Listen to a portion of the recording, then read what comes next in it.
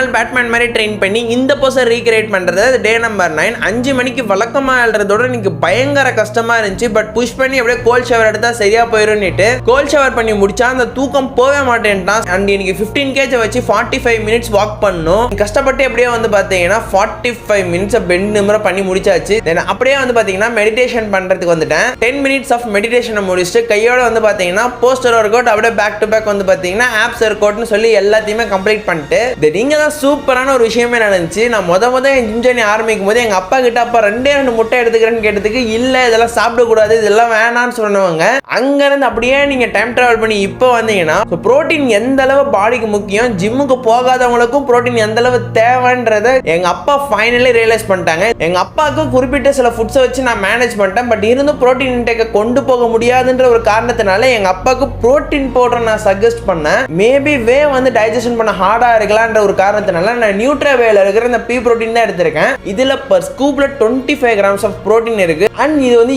Easy to digest. அது மட்டும் இல்லாம வேவை கம்பேர் பண்ணும்போது இதோட ரேட் ரொம்ப ரொம்ப கம்மி.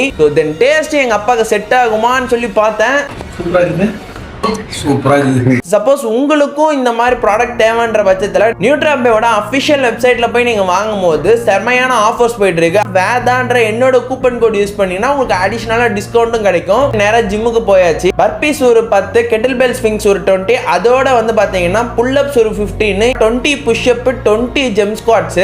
இது எல்லாமே சேர்த்து வந்து பாத்தீங்கன்னா ஒரே ஒரு செட்டு தான். இந்த மாதிரி 5 செட்டு பண்ணணும். அப்படியே நொந்து நூடுல்ஸ் ஐட்டம் கிட்டத்தட்ட. அப்படியே வந்து பாத்தீங்கன்னா பாக்ஸிங் ட்ரைனிங் ஒரு 20 மினிட்ஸ் பண்ணிட்டு அங்கிருந்து அப்படியே வந்து பாத்தீங்கன்னா நெக் ட்ரைனிங் வந்து கடைசியா வந்து கதம் பண்ணியாச்சு. தென் இன்னைக்கோட ஷெட்யூல்ல என்னெல்லாம் தப்பு பண்ணிருக்கோம் என்னன்றதெல்லாம் பார்த்து கரெக்டா பக்காவா பண்ணி வச்சுட்டு தென் டே நம்பர் 9 முடிஞ்சு. டே நம்பர் 10ல மீட் பண்ணலாம்.